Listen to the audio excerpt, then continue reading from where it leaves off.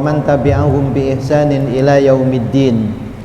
Rabbi shrah li sadri wa yassir li amri wahlul 'uqdatam min lisani yafqahu qawli, amma ba'd. Hadratal mukarramin, dumateng Bapak Haji Agung sekeluarga yang kita hormati, Bapak Arif beserta jajaran karyawan perusahaan Afko, Bapak Ibu jamaah Masjid Bu Warno, dan para santri Pondok Pesantren Safinatul Huda yang dirahmati Allah Subhanahu wa taala. Alhamdulillah, kita senantiasa diberikan rahmat, nikmat dan hidayah oleh Allah Subhanahu wa taala. Dengan rahmat, nikmat dan hidayahnya ini kita ditakdirkan oleh Allah, dimudahkan oleh Allah hadir di tempat yang mulia ini. Pertama, kita sudah sama-sama melaksanakan ibadah sholat maghrib berjamaah. Kita sekarang duduk, kita niatkan i'tikaf. Maka duduk kita meskipun tidak melakukan apa-apa, dengan niat i'tikaf itu akan diberikan pahala oleh Allah Subhanahu wa taala. Apalagi duduk kita ini dengan tolabul ilmi, dengan niat tolabul ilmi, dengan niat mencari ilmu, belajar ilmu, maka majelis ini menjadi majelis yang penuh dengan barokah. Allahumma amin ya rabbal alamin. Mudah-mudahan semua ini menjadi tambahan bekal amal kebaikan kita nanti di akhirat. Allahumma amin. Karena sesungguhnya orang hidup di dunia ini tidak lain adalah untuk mengumpulkan bekal sebanyak-banyaknya untuk nanti kehidupan di akhirat. Itu tujuan Allah menjadikan kita hidup di dunia ini. Jadi alladzi khalaqal mauta wal hayata liyabluwakum ayyukum ahsanu amalah. Jadi untuk menguji di antara kalian siapa di antara kalian yang paling baik amalnya. Oleh karena itu anak-anak sekalian, hadirin hadirat yang dimuliakan Allah Subhanahu wa taala, maka sebaik-baik manusia adalah orang yang diberikan kesempatan hidup lebih lama oleh Allah dan dapat menggunakan kesempatan hidup yang lebih lama itu untuk menambah amal kebaikannya. Man khairun nasi man tola umruhu wa hasuna amaluhu. Sebaik-baik manusia adalah orang yang diberikan umur panjang oleh Allah dan digunakan untuk amal kebaikan. Wa syarrun nasi man tola umruhu wa sa'a amaluhu. Dan seburuk-buruk manusia adalah orang yang diberikan umur panjang oleh Allah tetapi dia gunakan untuk melakukan amal keburukan. Maka mudah-mudahan yang kita lakukan malam hari ini mendapatkan ridho dan barokah dari Allah Subhanahu wa taala. Allahumma amin ya rabbal alamin. Salawat dan salam semoga tetap terlimpahkan kepada junjungan kita Nabi besar Muhammad sallallahu alaihi wasallam yang telah memberikan bimbingan dan tuntunannya kepada kita semuanya berupa ajaran agama Islam, agama yang diridhoi oleh Allah, agama yang menjamin keselamatan pemeluknya mulai di dunia sampai dengan di akhirat. Hadirin hadirat, Bapak Ibu, anak-anak santri yang dirahmati Allah, mari bersama-sama kita awali dengan membaca suratul Fatihah. Mudah-mudahan pengajian malam hari ini Allah senantiasa mengabulkan doa-doa baik kita. Allahumma amin ala hadhihi niyyah wa kulli niyatin shalihah. Al-Fatihah. A'udzubillahi minasyaitonir rajim. Bismillahirrahmanirrahim. Alhamdulillahi rabbil alamin arrahmanir rahim maliki yaumiddin. Iyyaka na'budu wa iyyaka nasta'in ihdinas siratal mustaqim siratal ladzina an'amta 'alaihim ghairil maghdubi 'alaihim waladdallin. Amin. Pertemuan yang lalu telah saya jelaskan tentang sholat qashar, sholat jamak bagi orang yang melakukan perjalanan jauh, perjalanan yang sudah memenuhi syarat untuk melakukan sholat qashar dan sholat jamak. Keterangan yang sudah saya sampaikan, jaraknya ini kurang lebih, jadi bukan ukuran pasti, tetapi ini adalah perkiraan. Ya, pendapat ulama menyebutkan 87,4 km, ada yang berpendapat 88,6 km. Itu jarak perjalanan yang diperbolehkan untuk melakukan sholat qashar. Jadi di dalam ketentuan sholat qashar ini yang ditentukan oleh Allah dan Rasulnya ini adalah jarak tempuhnya. Jadi jarak tempuhnya bukan kondisi orang yang melakukan perjalanan. Jadi jarak tempuhnya, artinya jarak tempuh jika sudah memenuhi jarak tempuh minimal 87,4 tadi. Ada yang berpendapat 80 kilo sudah memenuhi, atau 82. Jadi banyak pendapat-pendapat para ulama antara 80 sampai dengan 87 tadi itu. Meskipun dalam perjalanan menempuh jarak tersebut orang itu tidak merasakan capek sama sekali, maka orang itu sudah diperbolehkan untuk melakukan sholat qashar dan sholat jamak.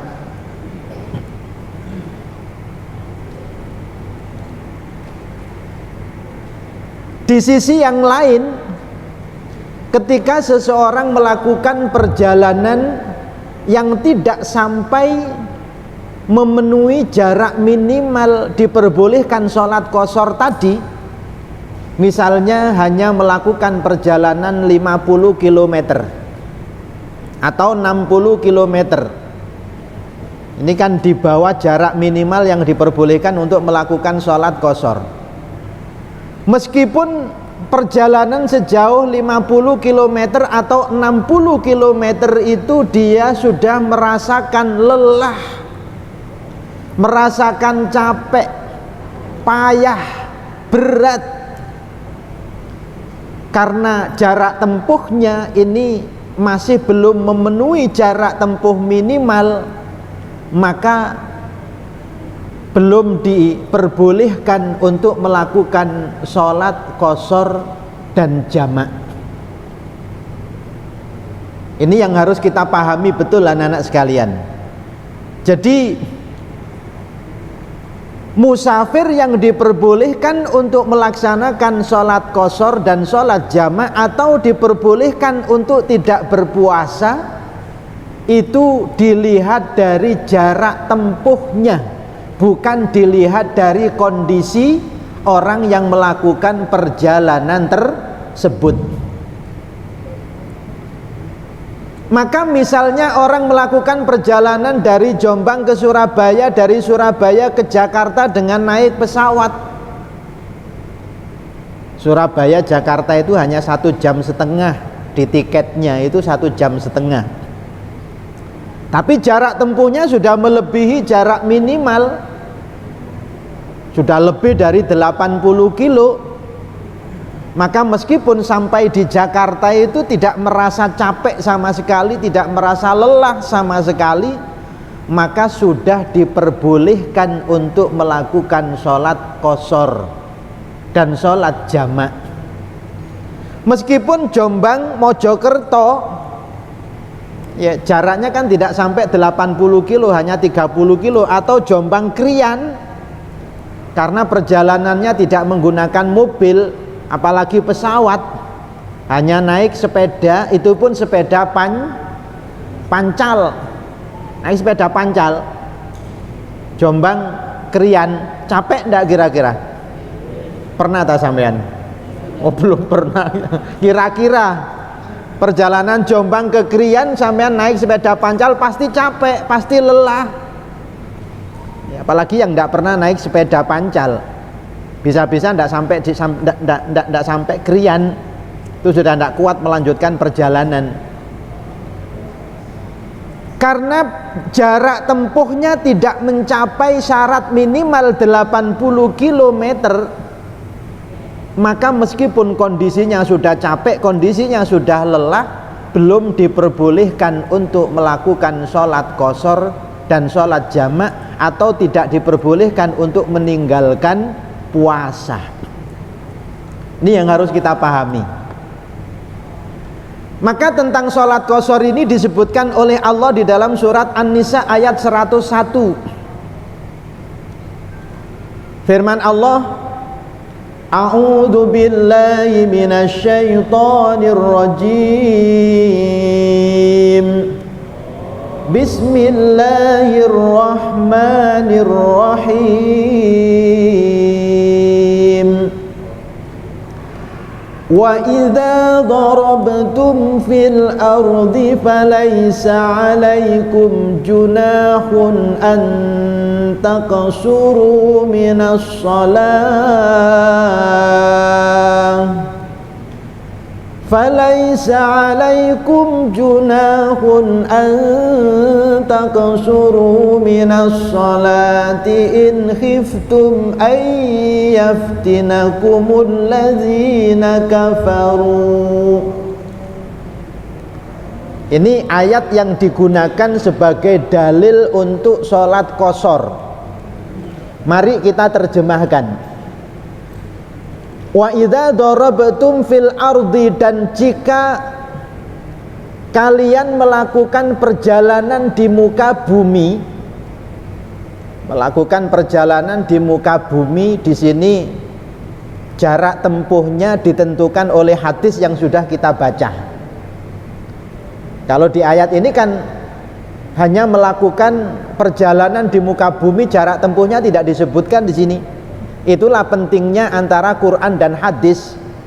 Hadis ini sebagai penjelas ya, yang belum jelas di dalam ayat Al-Quran. Jarak tempuh kita temukan di dalam hadis, sedangkan perjalanan di muka bumi itu kita temukan di dalam ayat Al-Quran. Maka bahasa Al-Quran, falaisa alaikum junahun antaksuru minas sholah, maka tidak ada dosa bagi kalian untuk mengqashar sholat. Antak suruh minas sholat, tidak ada dosa bagi kalian mengqashar sholat. In khiftum ayyaftinakumul ladzina kafaru, jika kalian takut diserang oleh orang-orang kafir. Ketentuan in khiftum ayyaftinakumul ladzina kafaru, jika kalian takut diserang oleh orang-orang kafir, itu dijelaskan di dalam riwayat hadis maknanya apa.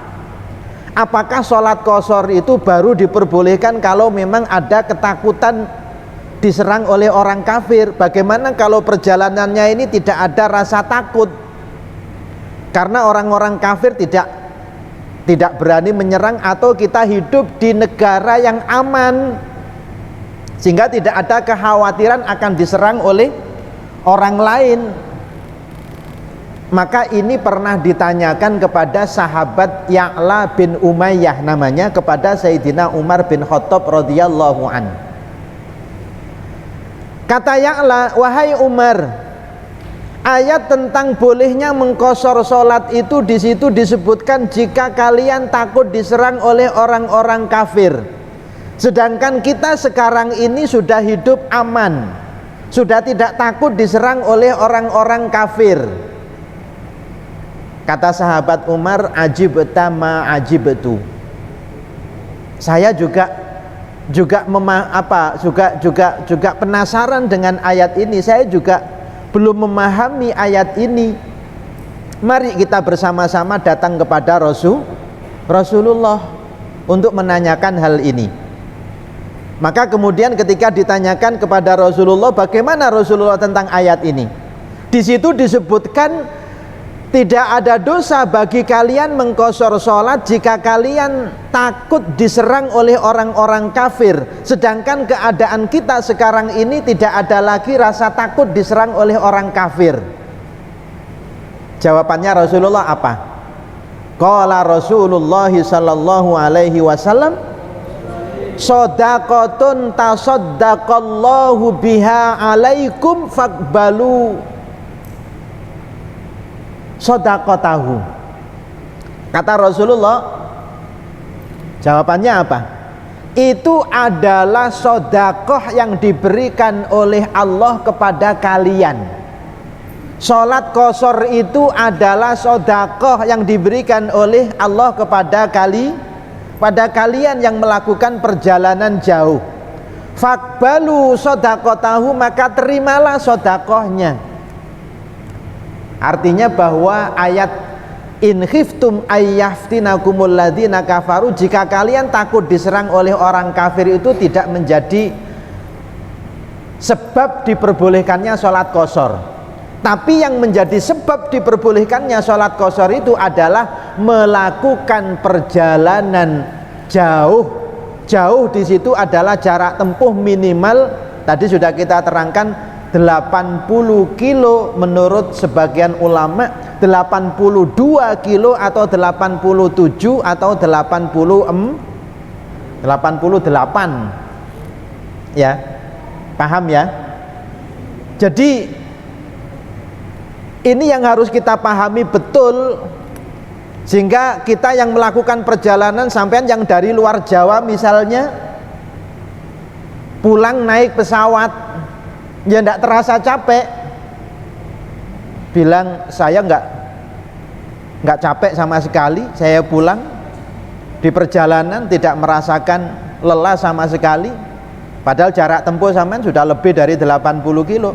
Sampean tidak berani melakukan sholat qashar dengan alasan wong saya enggak capek. Keliru. Apalagi ketika misalnya melakukan perjalanan hanya 30 kilo tadi dan sudah merasa capek, sudah merasa lelah, kemudian sholatnya diqashar. Wong saya perjalanan ini meskipun tidak sampai 80 kilo tapi saya sudah capek kok. Kemudian sampean mengqashar, salah. Jadi qashar sholat karena alasan perjalanan itu bukan dilihat dari kondisi orang yang melakukan perjalanan, tetapi dilihat dari jarak tempuh perjalanan itu. Paham ya? Allahumma sholli ala Sayyidina Muhammad. Karena ada yang berpendapat, kalau sampean buka di YouTube, sampean buka di Google itu, jadi kalau orang melakukan perjalanannya naik pesawat meskipun jauh kan tidak terasa capek, maka ya jangan diqashar sholatnya, tidak boleh diqashar sholatnya menggunakan ayat ini, in khiftum ayyaftinakumul ladzina kafaru. Padahal di ayat ini, jika kalian takut diserang oleh orang kafir, lah kita yang bepergian tidak takut apa-apa. Padahal ayat ini sudah diceritakan oleh salah satu sahabat Nabi mengenai kondisi yang sudah aman, dan kemudian ditanyakan langsung kepada Rasulullah. Jawaban Rasulullah bahwa sholat qashar itu adalah sedekahnya Allah kepada orang-orang yang melakukan perjalanan, dan Nabi mengatakan faqbalu shadaqatahu, terimalah sedekahnya, terimalah sedekah dari Allah tersebut. Ya, makanya ulama ada yang mengatakan bepergian itu kalau sudah memenuhi standar minimal jarak tempuh untuk mengqashar sholat, lebih baik sholatnya diqashar daripada tidak diqashar, karena niatnya menerima sedekah yang telah diberikan oleh Allah. Kalau tidak diqashar itu seolah-olah kita sudah diberi sedekah oleh Allah tapi ditolak sedekahnya. Enggak, saya enggak mau qashar, saya mau sholat sempurna 4 rakaat, saya masih kuat, saya masih muda. Ya kemenyek temenan ya. Kemelinti temenan ya, kemelinti temenan. Itu yang saya baca dari beberapa kitab referensi terkait dengan sholat qashar tadi itu. Wes, sholat jamak, sholat qashar karena perjalanan. Berikutnya kita baca, jadi yang tadi, sekarang sholat qashar itu dilakukan berapa hari? Ini ada di hadis nomor 32. Riwayatnya banyak sekali. Jadi di situ riwayatnya qala aqaman nabiyyu sallallahu alaihi wasallam tis'ata asyara yaksuru. Dalam satu riwayat Kanjeng Nabi melakukan satu perjalanan kemudian tinggal di tempat yang ditempuh itu selama 19 hari dan beliau mengqashar salat. Wa fi lafdin, dalam satu lafaz, bimakkata tis'ata asyara yauman. Perjalanan Nabi 19 hari itu adalah perjalanan ke Mekah, dan di Mekah beliau selama 19 hari, dan selama 19 hari itu beliau mengqashar salat. Tapi di riwayat yang lain, wa fi riwayatin li Abi Dawud sab'a asyrata, 17 hari. Wa fi ukhra, dalam riwayat yang lain, khamsa asyrata, 15 hari. Walahu an Imrana ibni Hasin samania asyarata. Ada riwayat yang menyebutkan 18 hari. Bahkan dari sahabat yang lain, sahabat Jabir misalnya, aqama bi Tabuk isrina yauman yaksurus shalah. Kanjeng Nabi pernah berangkat ke Tabuk. Perang Tabuk itu perang yang terakhir yang dilakukan oleh Rasulullah dari perang-perang yang pernah dilakukan oleh beliau bersama dengan para sahabat. Itu perang yang paling terakhir adalah perang Tabuk. Di Tabuk Rasulullah itu selama 20 hari, dan selama itu beliau mengqashar sholat. Dari hadis-hadis ini para ulama kemudian menjelaskan bahwa boleh mengqashar sholat di dalam perjalanan ketika kita sudah berada di tempat yang kita tuju itu, kalau niat kita di tempat yang kita tuju itu menurut Imam Syafi'i dan Imam Malik itu 3 hari. 3 hari. Saman mau ke Jakarta, di Jakarta berapa hari rencananya sampean? 3 hari.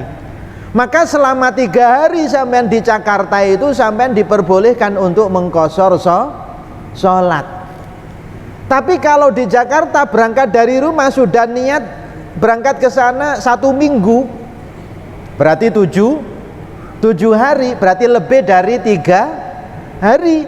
Maka setelah sampean di Jakarta, ketika sampean dalam perjalanan, sebelum sampean nyampe di tempat di Jakarta, sampean masih musafir. Tapi ketika sampean sudah sampai di tempat tujuan, dan di situ sampean sudah niat tinggal selama 7 hari, lebih dari 3 hari, berarti sampean di situ, di tempat itu, sampean statusnya bukan lagi sebagai musafir, tapi status sampean adalah sebagai mukim. Halo? Paham ya? Jadi ada musafir, ada mukim.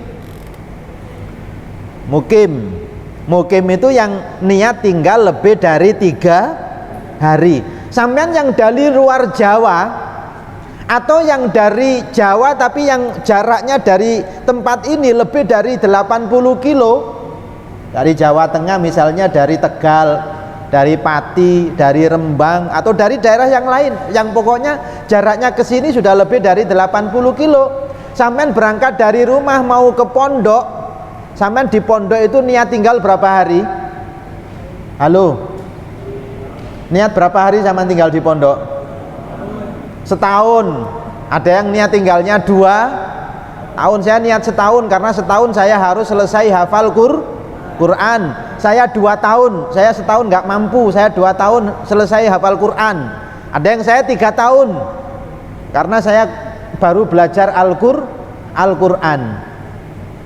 Maka ketika sampean sudah sampai di pondok, berarti status sampean bukan lagi sebagai musafir, tapi sampean statusnya sudah menjadi mukim. Maka tidak boleh sampean di pondok itu sholatnya diqashar. Loh, kok sampean sholatnya diqashar? Saya ini musafir, wong rumah saya Jawa Tengah. Loh, musafir itu kalau hanya tinggal maksimal 3 hari. Kalau lebih dari 3 hari sudah bukan lagi musafir, tapi mukim. Itu yang harus dipahami. Lah bagaimana kalau misalnya tinggalnya ini tidak tahu berapa hari? Ya misalnya ke Jakarta tadi itu berapa hari nanti sampai di Jakarta? Belum tahu saya. Oh, kok belum tahu? Karena saya ngurusi sesuatu yang saya tidak tahu kapan selesainya. Pokoknya sampai selesai. Bisa sehari, kalau sehari selesai ya bisa sehari. Kalau sehari tidak selesai ya 2 hari. Kalau 2 hari tidak selesai 3. Kalau 3 hari nggak selesai 4. Ternyata di sana sampai 15 hari misalnya. Maka karena tidak jelas berapa hari sampean akan berada di sana, ketika sampean sampai di situ, sampean masih diperbolehkan untuk melakukan sholat qashar karena status sampean masih sebagai musafir. Ini yang dipahami oleh para imam madhab. Ketika Nabi ke Tabuk untuk perang, itu Nabi kan belum tahu perang Tabuk nanti itu sampai berapa hari, tidak tahu. Ya pokoknya sampai selesai perangnya. Jadi sampai 20 hari kemudian perangnya selesai. Maka 20 hari itu Nabi sholatnya qashar dengan para sahabat-sahabat. Jadi untuk 15 hari, 16 hari, 19 hari sampai 20 hari itu jika musafir tadi tidak mengetahui secara pasti berapa lama dia akan berada di tempat yang akan dituju. Karena Nabi menjelaskan beberapa tempat yang disebutkan dalam riwayat hadis tadi itu untuk berperang, dan itu tidak bisa ditentukan pastinya berapa lama. Itu pemahaman hadis ini seperti itu. Wes, masalah hari, berapa hari kita boleh mengqashar sholat, tempat yang dituju. Kalau ziarah Wali Songo, ini ziarah Wali Songo bukan Wali Lima ya. Kalau Wali Lima Jawa Timur sehari sudah selesai. Ziarah Wali Songo misalnya sampai 1 minggu. Ziarah Wali Songo itu kan tempatnya pindah-pindah. Jadi bukan hanya di satu tempat kemudian 1 minggu di situ, bukan. Tempatnya pindah-pindah. Dari sini ke sini terus muter sampai selesai, sampai di Jakarta, kemudian baru pulang. Waktunya 1 minggu. Boleh qashar sholat selama 1 minggu itu? Boleh. Karena selama 1 minggu itu dia tidak tinggal di satu tempat yang niat tinggal minimal 3 hari, tidak, tapi malah pindah-pindah tempatnya, itu boleh. Jadi selama 1 minggu dia sholat qashar, jangankan 1 minggu, misalnya dia ziarah se-Indonesia ini ya sampai 1 bulan, maka 1 bulan itu dia mengqashar sholat itu juga diperbolehkan. Puasa misalnya dia melakukan perjalanan selama 1 bulan, maka selama 1 bulan itu dia tidak berpuasa juga tidak apa-apa. Cuma kalau puasa dia wajib qadha. Ya, ini KNAI kan begitu. Jadi bulan Ramadan mulai hari pertama melakukan perjalanan, maunya tidak puasa. Ya. Bagaimana kalau misalnya pas bulan Ramadan itu pas musim panas? Wah, kalau musim panas begini saya nggak kuat puasa, saya gunakan tuh musafir saja lah. Hari pertama pergi ke Surabaya, hari kedua pergi ke Jogja, hari ketiga pergi ke Bali. Ya entek duitmu. Ya entek duitmu. Ya. Itu boleh secara hukum, boleh. Tapi secara moral ini kita sama saja dengan menghindar dari kewajiban yang telah ditetapkan oleh Allah Subhanahu wa taala. Niatnya nanti qadha kalau sudah musim dingin. Kalau musim dingin nanti diqadha, kan puasanya nggak terasa itu hujan itu. Ya boleh secara hukum, tapi nggak pantas. Tidak pantas ya. Jadi itu yang harus kita pertimbangkan. Berikutnya yang ketiga. Jadi mulai dari jarak, yang ketiga lama tinggal, yang keempat cara melakukan sholat jamak dan qashar. Hadis nomor 33. An Anasin radhiyallahu anhu qala kana Rasulullah sallallahu alaihi wasallam idhar tahala qabla an tazigha syamsu akhara dhuhra ila waqtil asri summa nazala fajama'a bainahuma fa idza zaghati syamsu qabla ayyartahila shalla dzuhra summa raqibah. Hadis dari sahabat Anas radhiyallahu anhu berkata, Rasulullah sallallahu alaihi wasallam itu jika beliau bepergian sebelum matahari tergelincirnya matahari itu sebagai tanda masuk waktu sholat apa? Sholat zuhur. Ketika Nabi akan melakukan perjalanan sebelum matahari tergelincir, berarti belum masuk waktu sholat zuhur, maka akhara zuhra ila waktil asri. Rasulullah mengakhirkan sholat zuhurnya dikerjakan pada waktu sholat asar. Jadi jam 11 misalnya kan belum waktu zuhur, mau pergi ke Jakarta, ya sudah, pergi saja, sholat zuhurnya nanti dikerjakan bersamaan dengan waktu sholat asar. Namanya jamak takhir, namanya jamak takhir. Summa nazala fajama'a bainahuma. Jadi zuhurnya diakhirkan pada waktu asar, maka ketika sudah masuk waktu asar, beliau kemudian turun dari kendaraannya, kemudian beliau melakukan sholat jamak, fajama'a bainahuma, sholat jamak antara zuhur dan asar tadi itu. Itu kalau perjalanannya sebelum matahari tergelincir. Tapi fa'idha zaghati syamsu qabla ayyartakhila sholat zuhra summa raqibah. Jika Rasulullah melakukan perjalanannya ini setelah matahari tergelincir, berarti masuk waktu sholat zuhur, maka beliau melakukan sholat zuhur dulu. Sebelum pergi, sebelum berangkat, beliau melakukan sholat zuhur dulu, summa raqibah, kemudian beliau baru melakukan perjalanan. Muttafaqun alaih, hadisnya ini sahih, riwayat Bukhari dan Muslim. Wa fi riwayatil Hakim, dalam riwayat Imam Hakim, fil arba'in bi isnadihi sahih, dalam kitab Al Arba'in dengan sanadnya yang sahih juga, sholat zuhra wal asra summa raqibah. Beliau sholat zuhur dan asar sekaligus. Jadi sholat zuhur dan asarnya belum melakukan perjalanan. Mas Arif ini sering dapat tugas biasanya.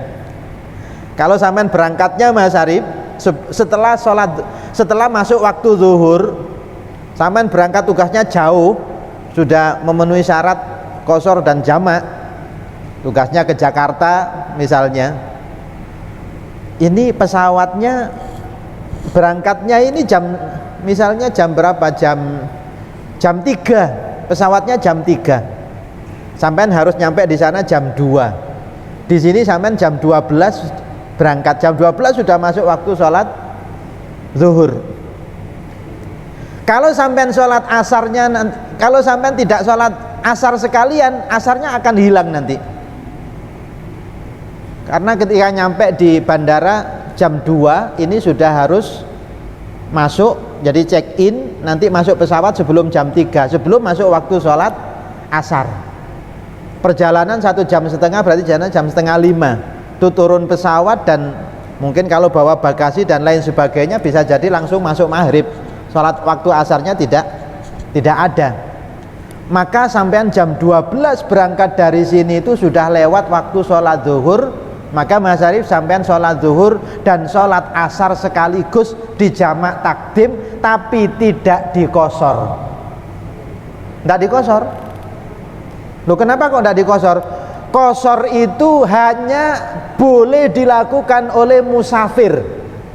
Kosor itu hanya boleh dilakukan oleh musafir. Tapi kalau jamak tidak harus dilakukan oleh musafir. Ya, dokter mau operasi pasien jam 12, diperkirakan selesai operasi itu maghrib. Lah waktu asarnya di tengah-tengah operasi, itu boleh dijamak sholatnya? Boleh. Boleh dijamak sholatnya? Boleh. Manten, jadi manten yang nanti jadi manten, ya, pagi di Rias itu kalau zuhur ya misalnya masih banyak tamu dan tidak mungkin ya misalnya untuk ya apa untuk ditinggalkan, misalnya diniati sholat jamak, jamaknya nanti jamak takhir dengan sholat asarnya boleh ya. Jadi jangan kemudian malah jadi alasan tidak sholat. Itu banyak yang demikian dalam kasusnya. Jadi tidak dijamak tapi malah justru sholatnya ditinggalkan. Walimahnya sudah menjelang zuhur, mantennya baru dirias, zuhur banyak tamu, kemudian sampai asar ya. Jadi baru kemudian ganti baju, ganti pakaian, sholat zuhurnya tidak diniati jamak, malah justru dianggap meninggalkan sholat, dan ini dosa. Jadi karena masih belum berangkat, maka posisi Mas Arif tadi belum sebagai musafir, maka dia belum diperbolehkan untuk sholat qashar, tapi sholat jamaknya sudah diperbolehkan sebagaimana yang dilakukan oleh Rasulullah dalam riwayat hadis Imam Al-Hakim ini.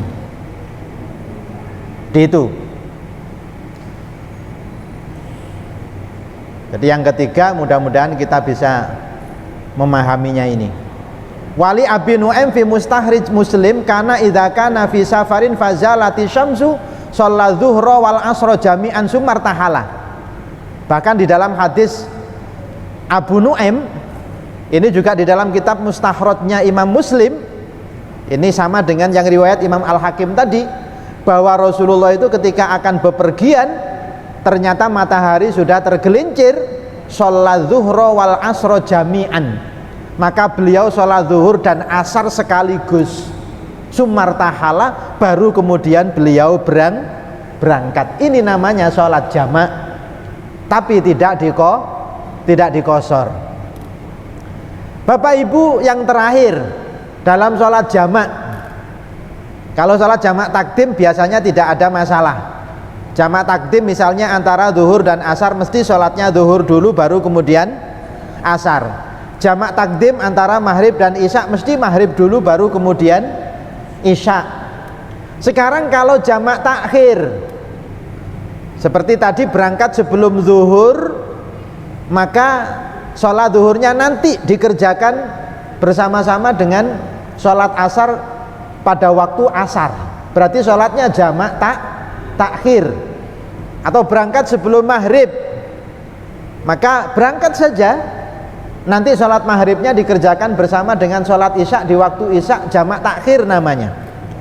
Ketika sholat jamak takhir ini biasanya muncul pertanyaan, jamak takhir itu apakah mendahulukan sholat zuhur, kalau jamaknya takhir antara zuhur dan asar, atau sholat asarnya dulu karena waktunya kan di waktu asar.